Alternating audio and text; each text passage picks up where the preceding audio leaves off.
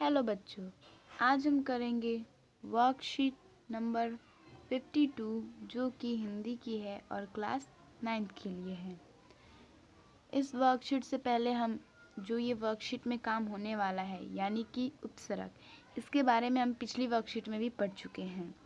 मतलब इसके ऊपर एक और वर्कशीट हो चुकी है, तो आज हम इसको आगे बढ़ाएंगे। तो आज हम उपसर्ग के बारे में पढ़ेंगे।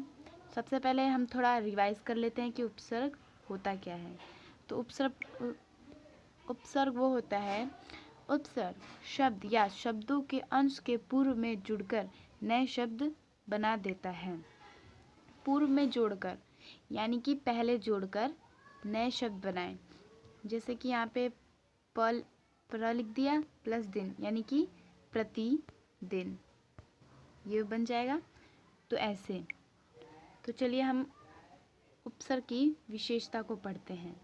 उपसर्ग की विशेषता 3 होती है। पहला हम ये पढ़ लेंगे, शब्द के अर्थ में नई विशेषता लाना। मतलब कि शब्द का जो अर्थ है उसमें नया विशेषता। जैसे कि अब शब्द है हमारा बल, बल में हम प्र जोड़ेंगे तो क्या होगा, प्रबल, नया शब्द मिल गया। और ये बल था, उसमें एक और नया शब्द जुड़ा। अब दूसरी विशेषताएं देखते हैं। शब्द के अर्थ को उलट देना, जैसे अ प्लस सत्य। यहाँ पे इसने अर्थ को उलट दिया। सत्य मतलब होता है सत्य, और अगर असत्य हो जाए तो क्या हो जाएगा, बिल्कुल उल्टा। तो अब चलो हम तीसरा पढ़ते हैं विशेषता। तीसरे विशेषता में अर्थ में कोई विशेष परिवर्तन ना करके मूल अर्थ के आसपास का ही एक अर्थ प्रदान करता है।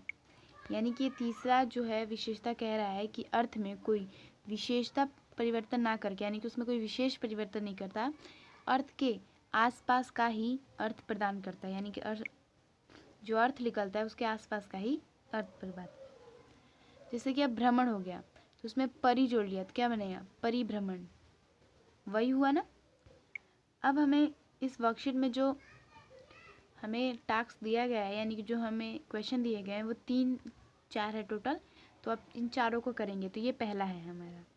पहला देखो क्या है, निम्नलिखित उपसर्गों को उनसे निर्मित शब्दों के साथ सुमेलित कीजिए। सुमेलित मतलब कि सही मिलान। तो यहाँ पे हमें ये उपसर्ग दिए गए हैं और ये शब्द दिए गए हैं। तो ये जैसे कि ये शब्द है अधर्म, इसमें उपसर्ग क्या है, अ है, और ये धर्म एक अलग शब्द। तो वैसे ही हमें बताना है कि उपसर्ग और उसके शब्द को जोड़ना है यहाँ पे। जैसे कि अब प्र हुआ तो देखियो प्र कहाँ है, यहाँ पे देखो प्रख्यात, पर ख्यात हो गया, पर चार हो गया। चार का अलग होता है और ख्यात का भी अलग मीनिंग होता है, तो ये इससे जुड़ गया। ठीक है। अब सेकंड देखते हैं। सेकंड है वी किससे जुड़ेगा, वी हमारा जुड़ेगा विकास से, विज्ञान से। थर्ड है नी किससे जुड़ेगा, निर्देशन और निपात से। चौथा है अ किससे जुड़ेगा, अधर्म, अस्वीकार, ये दोनों ही है। परा किससे जुड़ेगा, परा जुड़ेगा पराक्रम, प्रभाव से।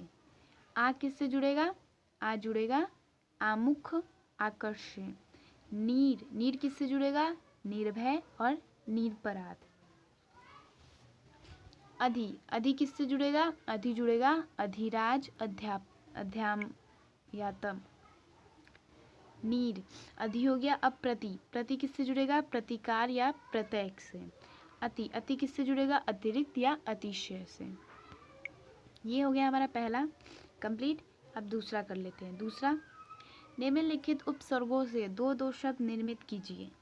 यानी कि यहाँ पे उपसर्ग दिए गए हैं, जैसे कि कम, यानी कि उपसर्ग यानी कि कम हमें आगे लगाना है और पीछे कुछ भी लगाकर उसका नया शब्द बनाना है। तो कम जोर, कम अकल। यहाँ पे जोर का अलग मीनिंग हो गया और अकल का अलग मीनिंग हो गया, और कम आगे लगा।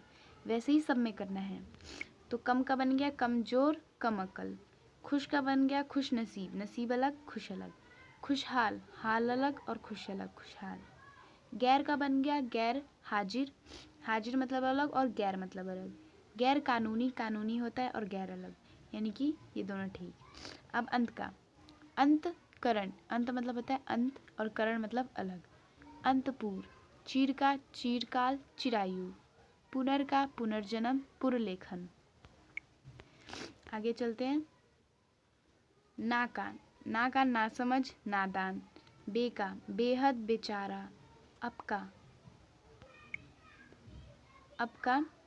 अपकार अपायश, अभी का अभियान अभिमान, अव का अवगुण और अवतारण, उद या उद्गा उत्तीर्ण और उत्कर्षण, उपकार उपकूल, दूर दूरदर्शन दुर्शा, सत का सतयुग सतर्कम, सतयुग है ना, सतयुग यानी कि पुराना युग। सह का सहपाठी, अपने मित्र को कहते हैं सहयोगी। अंतर हो जाएगा अंति अंतर्राष्ट्रीय। दू का दुकाल दुबला, नी का निडर नीरस, भर का भरपेट भरपूर, परि का परिक्रमा परियोजना, सम का सम्मेलन सम्मुख। ये हो गया हमारा दूसरा। अब तीसरे पे चलेंगे क्वेश्चन नंबर। निम्नलिखित शब्दों से उपसर्ग और मूल शब्द अलग अलग कीजिए। यहाँ पे हमें एक शब्द दिया गया है, उसमें से उपसर्ग और मूल शब्द अलग करने हैं। जैसे सुकृत का सु हो गया उपसर्ग और मूल शब्द कृत, वैसे ही हमें सबका करना है।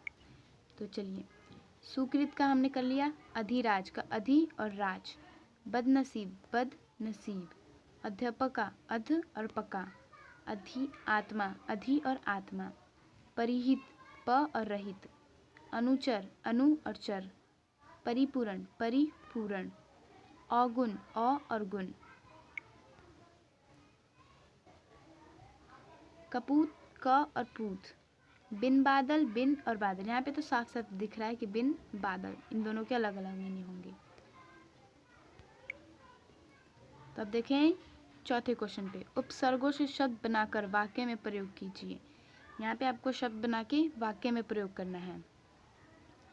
शब्द सब अब लिया है, इसको अब उपसर्ग है ये, अब शब्द बनाइए। तो सब प्लस इंस्पेक्टर क्या होगा, सब इंस्पेक्टर। आप उस पर कुछ भी वाक्य बना सकते हैं। अब जैसे मैंने बनाया, हमारे इलाके में सब इंस्पेक्टर रहता है, यानी कि हमारे इलाके में सब इंस्पेक्टर है। फिर आया डीपी, डीपी प्लस कलेक्टर यानी कि डीपी कलेक्टर, हमारे पड़ोस में डीपी कलेक्टर है। ला का क्या बनेगा, लाजवाब, जलेबी लाजवाब होती है। वाई और सराय, वाई सराय, मेरी दोस्त का नाम वाई सराय है।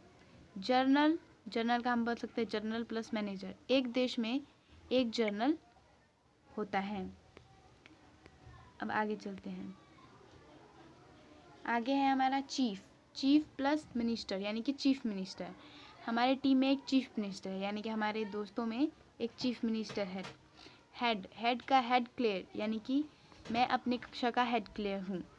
सू का हो जाएगा सू प्लस डॉल, डॉल मतलब सू और डॉल, सुडॉल नामक एक साबुन है, यानी कि सुडॉल नामक एक साबुन बाज़ारों में मिलता है। ये हो गई हमारी वर्कशीट कंप्लीट। अगर कुछ समझ ना आया हो तो आप कमेंट में लिख सकते हैं, और साथ ही साथ इस चैनल को सब्सक्राइब करना ना भूलें, क्योंकि आगे की अगर वर्कशीट जल्दी चाहते हो करना तो इस चैनल को सब्सक्राइब ज़रूर करना।